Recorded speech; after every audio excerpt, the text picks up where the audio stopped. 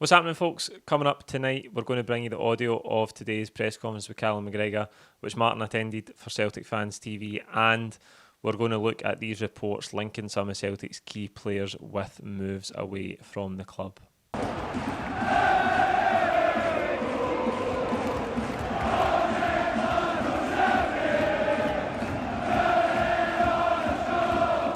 Yes, folks, welcome back to the channel. A midweek bonus video for you tonight.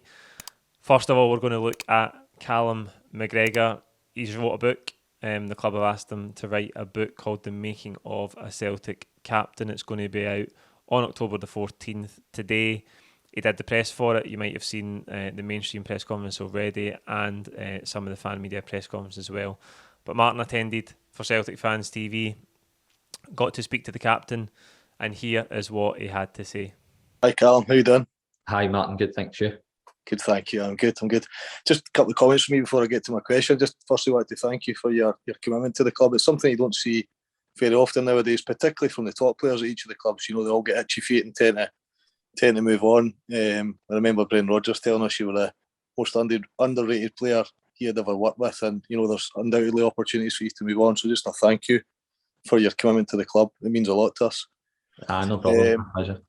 And no doubt at all, your book will be a bestseller. I think you know the timing of the book and the story that you can tell around your career at Celtic, the success you've enjoyed, and I'm hoping that there's going to be some stuff in there about your early years. I'm a Celtic dad now.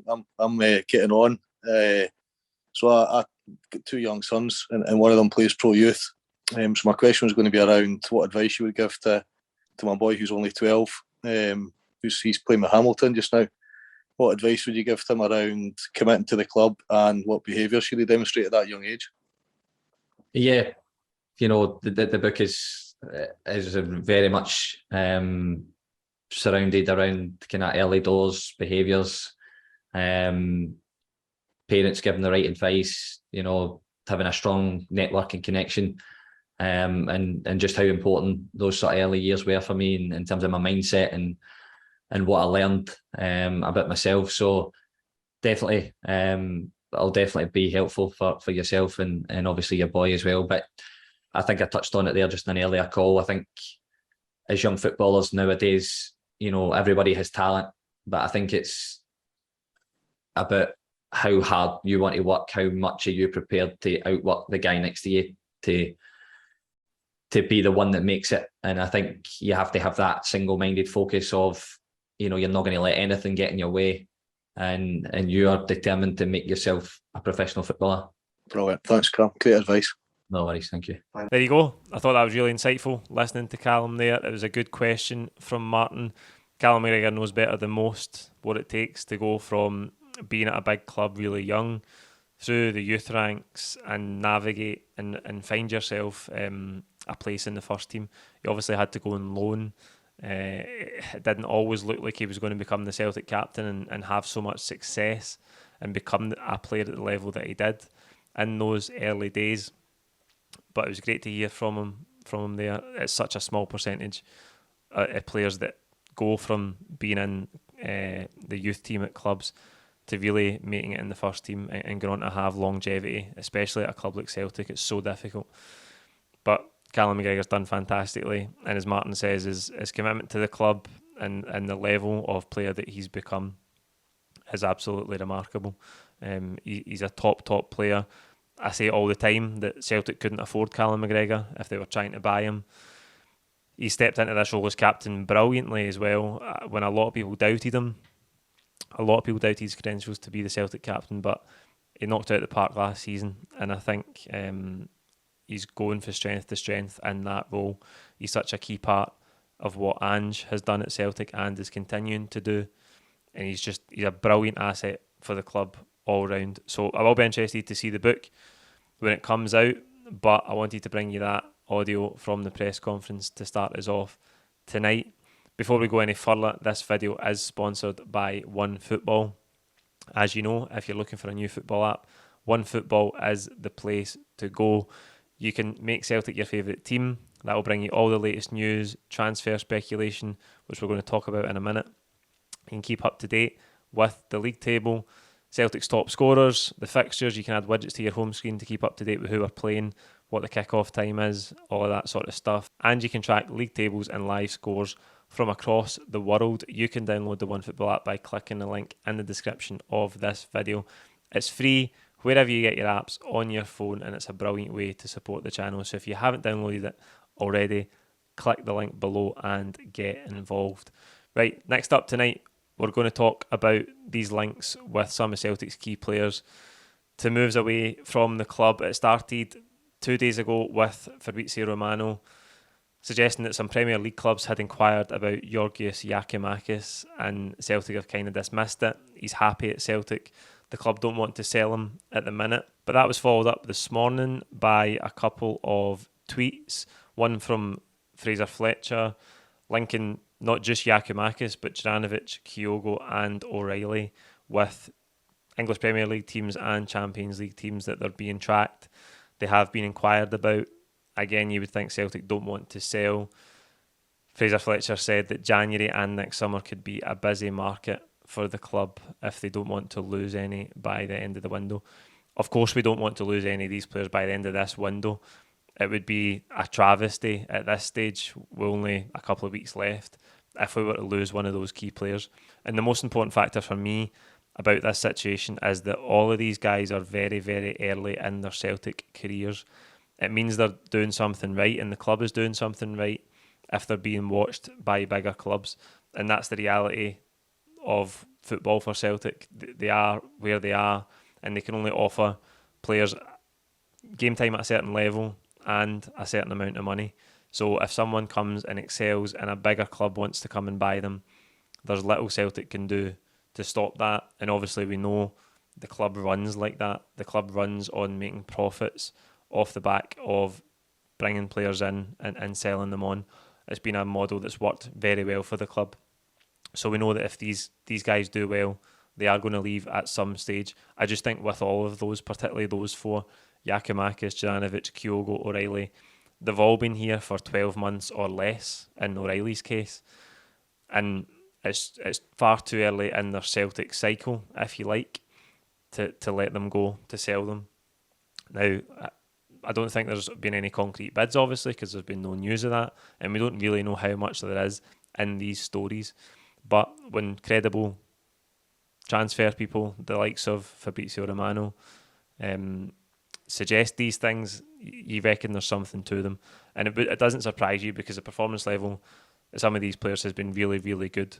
Now, what we're presented with this season is that if we go into the Champions League and 2 or 3 of these guys really step up and excel in big games where there's a lot of eyes watching Celtic, this interest is only going to gather pace. But the main factor for me, as I said already, is that it's far too early for the club to think about selling them. I think the club would probably be in a position where they would be selling too early if they did it now. And I think the values of these players could increase over the next 12 months. And I think that's a much more natural juncture to sell some of them. We've talked about Juranovic all summer because he was linked with Atletico Madrid and then he was linked with Chelsea. But he is one who has 4 years left to run in his contract. We have the Champions League, the World Cup is in the winter next summer with 3 years left, having had a good World Cup and good Champions League performances. Juranovic's value will be much, much more than what it is today. That could be the same for Kyogo, who is likely to go to the World Cup with Japan.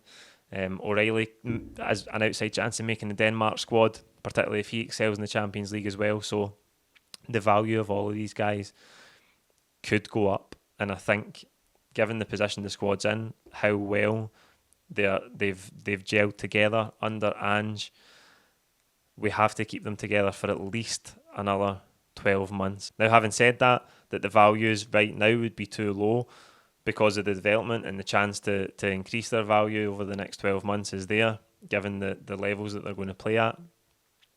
The club does have to get it right in terms of selling at the right point. If they want to maximise the return on some of these players, they have to get it right. They can't wait too long, like we probably did with Edouard and Ayer because of the whole 10 in a row season. And we know that fell to pieces, and it was probably the wrong decision because we ended up with a couple of players at the club who wanted to leave and otherwise didn't. This is something that I think Rangers haven't done very well at all. in terms of selling players at the right time. Now, you could probably say that's because there's not been enough interest in some of the Rangers players, and there's not been enough concrete bids for the likes of Morelos and Kent, or they'd probably have gone by now. But Celtic have to get that right, because if you leave it too long, you end up in a situation where your big players have contracts that are running down, and the value you can demand for them is nowhere near what it would have been had that player had 2 or 3 years left. So this is a constant thing the club has to deal with. It's far too early to be talking about selling any of these guys, but we have to be cognizant that that's going to happen. If they keep playing well, they're going to leave the club, and it might well be next summer for one or two of them.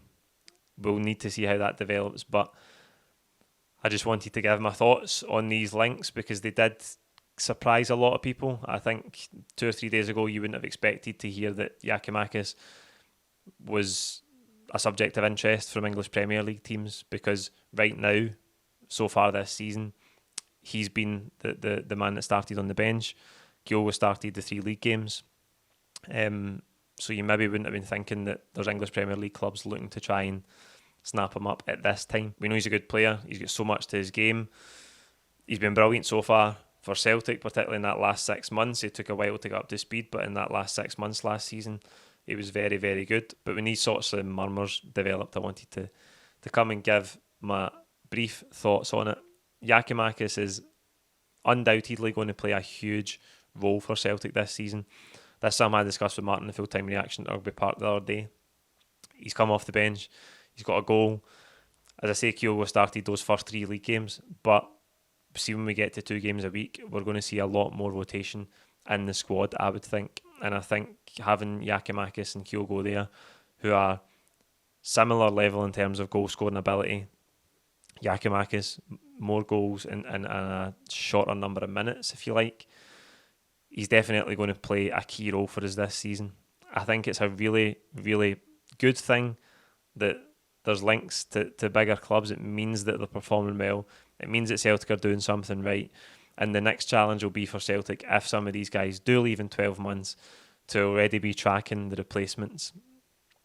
The likes of Carter Vickers and Jota are players who we pinpointed and found last summer, who were relatively, particularly in Jota's case, unknown, came on loan at first, absolutely excelled. We've made it permanent. We've got to be sourcing the next coming of those players, because I think there is a real possibility that if, Jota and Carter Vickers, Jota particularly isn't involved in this list, having only just joined Celtic permanently. But if these players are going to keep excelling, and if they can perform to a high level in Europe this season, the club is going to have a task holding on to them next summer. That's just the reality of it. There's obviously not long to go of the summer transfer window.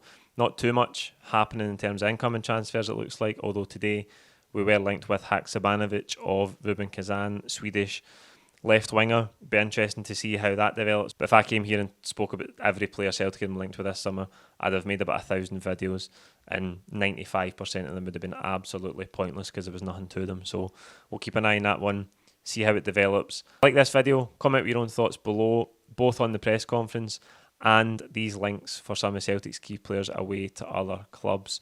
And we'll see you on Friday. I'm going to be at the press conference with Ange Postecoglou, pre-match build-up to the Hearts game, and I'll be here on Saturday as always with the starting 11 prediction. Cheers.